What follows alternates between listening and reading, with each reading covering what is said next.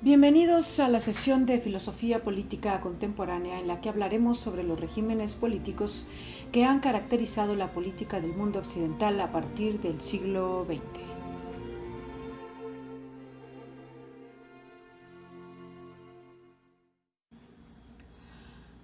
Comenzaremos por el liberalismo, cuyos antecedentes datan de fines del siglo XVII, con la publicación del segundo tratado sobre el gobierno civil por el filósofo empirista inglés John Locke en 1662, aunque existe una última versión revisada y publicada póstumamente en 1713.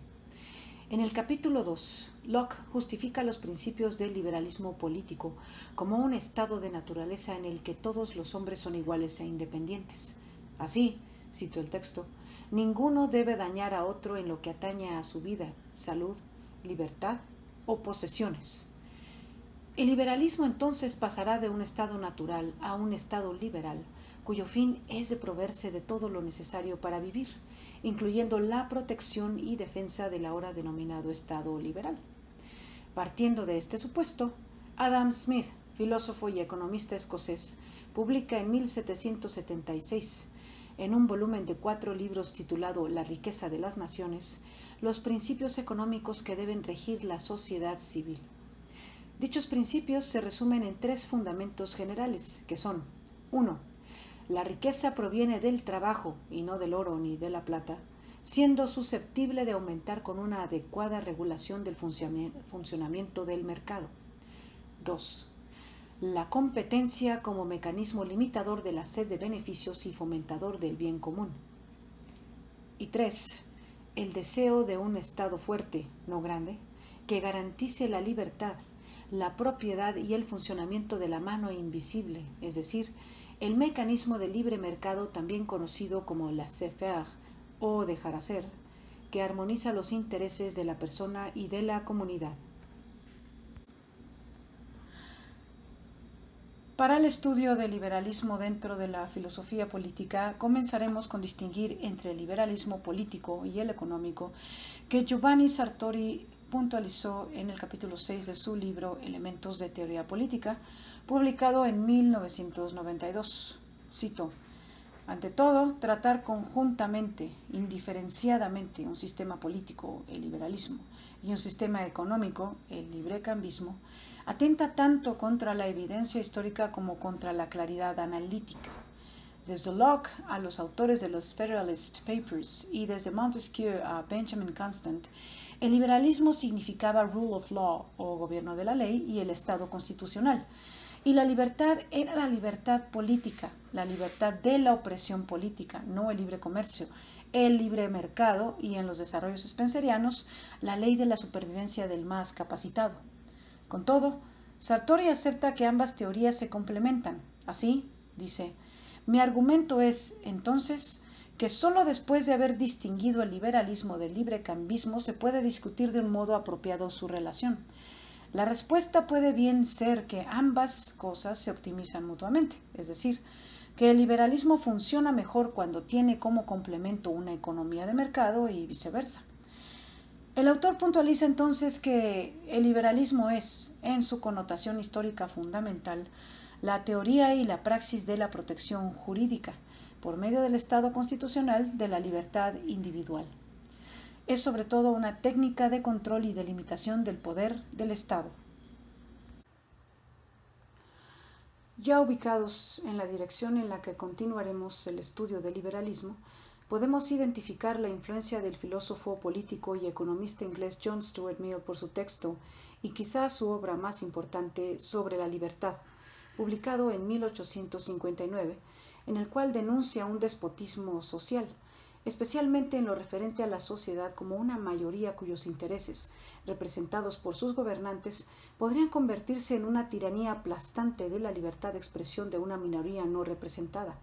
Desde el capítulo introductorio, Stuart Mill expone las razones de una limitación del gobierno con respecto a su poder sobre los individuos.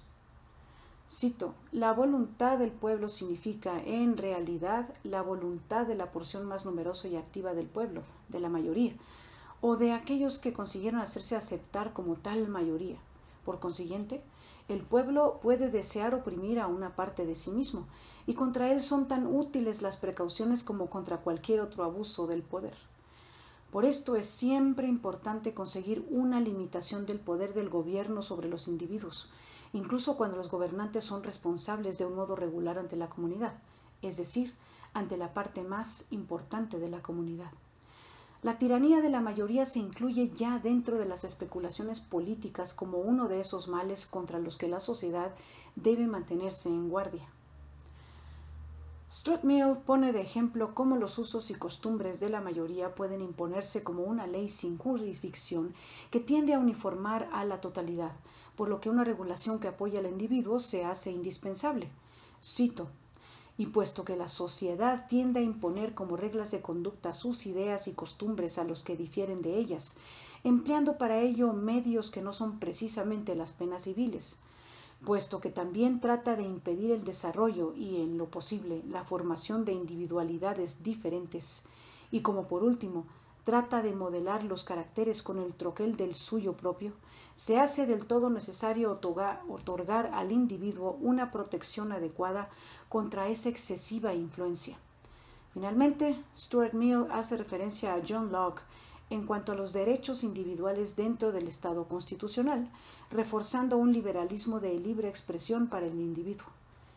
Para aquello que no le atañe más que a él, su independencia es de hecho absoluta. Sobre sí mismo, sobre su cuerpo y sobre su espíritu, el individuo es soberano. Bertrand Russell no conoció a su padrino Stuart Mill, pero sus escritos fueron una influencia importante en materia filosófica. En su obra Autoridad e Individuo, publicada en 1949, el filósofo británico plantea 3 problemas, todos centrados en la relación individuo-sociedad. El primero inicia con una cuestión de grados. Dice: ¿cómo podemos combinar el grado de iniciativa individual necesario para el progreso con el grado de cohesión social indispensable para sobrevivir? El segundo problema plantea la relación entre el interés económico y la creatividad y la propiedad individual. Cito: el problema fundamental de nuestro tiempo, es decir, el conflicto entre la organización y la naturaleza humana, creado por la técnica moderna, o en otras palabras, el divorcio del móvil económico y de los impulsos de creación y de posesión. El tercer problema aborda la cuestión ética entre la iniciativa individual y la autoridad social. Así, dice Russell, examinaré desde el punto de vista ético la relación total entre el pensamiento, el esfuerzo y la imaginación individual, por una parte, y la autoridad de la comunidad, por la otra.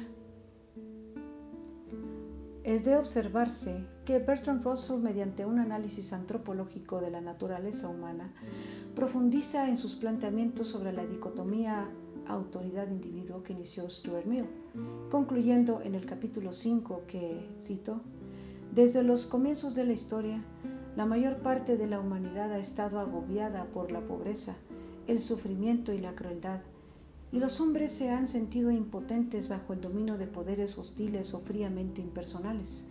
Esos males pueden suprimirse con la ayuda de la ciencia y la técnica modernas, con tal de que se utilicen con un espíritu humano y con una comprensión de las fuentes de la vida y la felicidad. Sin semejante comprensión podemos crear, sin darnos cuenta, una nueva prisión, justa quizás, puesto que ninguno estará fuera de ella, pero monótona, triste y espiritualmente muerta. Deseamos una vida feliz, vigorosa y creadora. Por lo tanto, Bertrand Russell propone lo siguiente. 1. Una sociedad sana y progresista requiere tanto una acción reguladora central como la iniciativa individual y de grupo. Si no hay acción reguladora, sobreviene la anarquía, y si no hay iniciativa, sobreviene el estancamiento. 2. En toda gran organización existe la misma necesidad de vigilancia democrática que en el campo político. 3. Ningún hombre es completamente libre ni completamente esclavo. Debemos distinguir entre la autoridad de la costumbre y la autoridad de la ley. Por consiguiente, la moral cívica y la individual son igualmente necesarias en un mundo encomiable. 4. Desde el punto de vista ético, la esfera de la acción individual no ha de considerarse inferior a la del deber social. Y 5. La uniformidad de carácter y la uniformidad de cultura no son deseables.